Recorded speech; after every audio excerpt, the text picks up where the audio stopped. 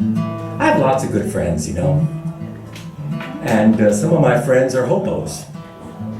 Now, when I talk about hobos, I'm not talking about bums. You know that. This is a big difference between a hobo and a bum. Say a hobo works and wanders.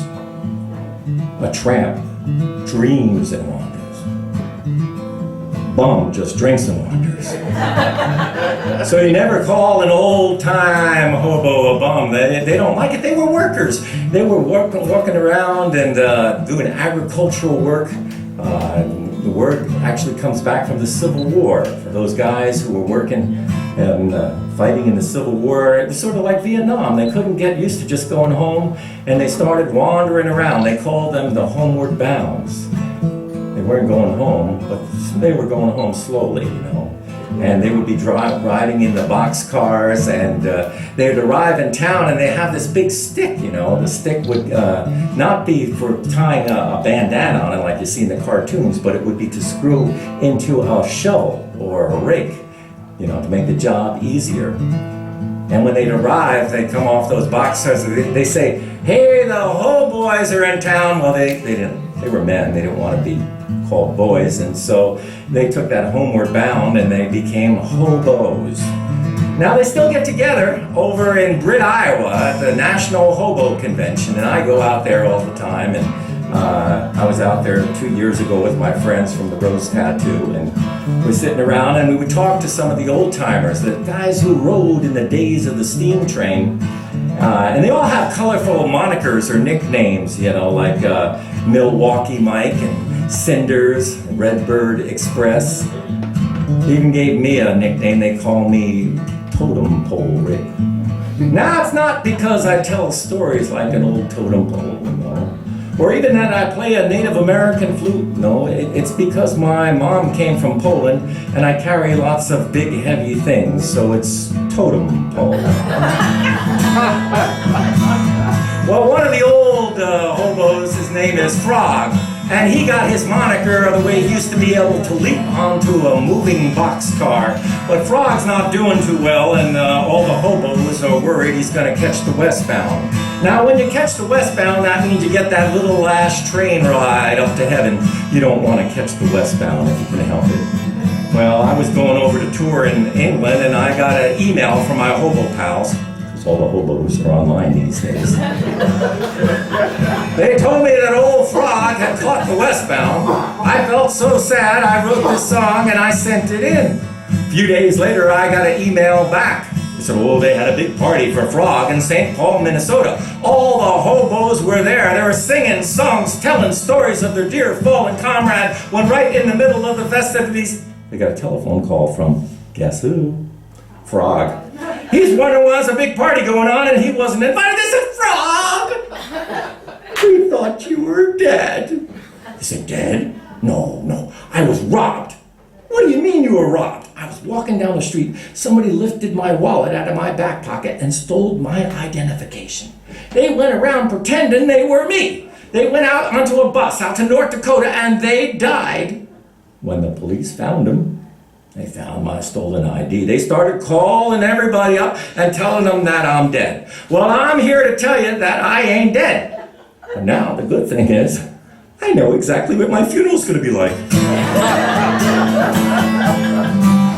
I live my life as a hobo. My only home is this old train. I've been a frog and a king, Lord, I've done everything. Now I'm riding on that westbound train. Let jungle fires burn wild and free and pass my bottle around. Let the train whistle blow, tell the old folks I'm a riding on the westbound. I slept in a boxcar. I rode down every railroad line. Now I don't have to boast. I rode coast to coast. Now I'm riding on that old westbound. Let jungle fires burn wild and free and pass my bottle around. Let train whistle blow, tell the old boat on the westbound. Light a candle at the back of my boxcar and gather my good friends around. Let the old banjo ring while the hobos all sing. I'm a riding on the westbound. Let the jungle fires burn wild and free and pass my bottle around. Let the train whistle blow, tell the old bows I'm a riding on the westbound. Lay me down on a blanket of cardboard. Use my bindle to pillow my head.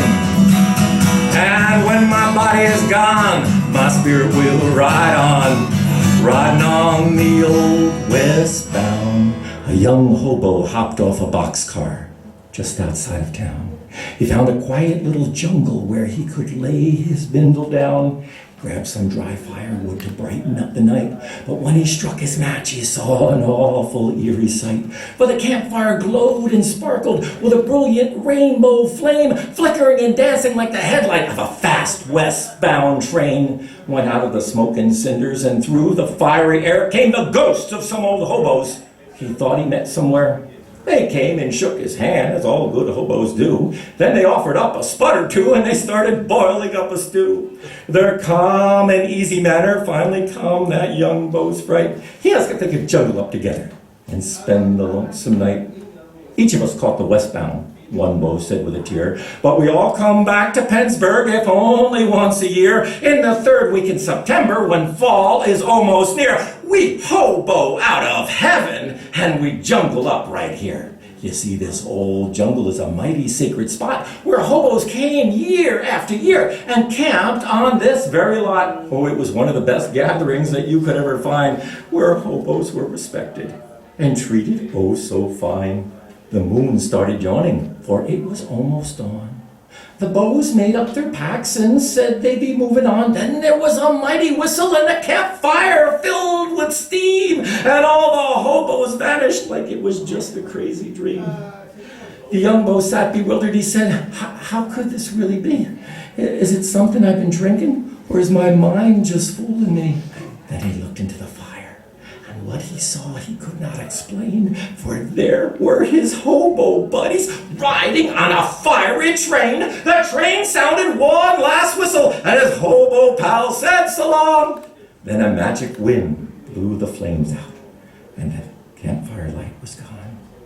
The young beau packed his bindle. He walked down to the track.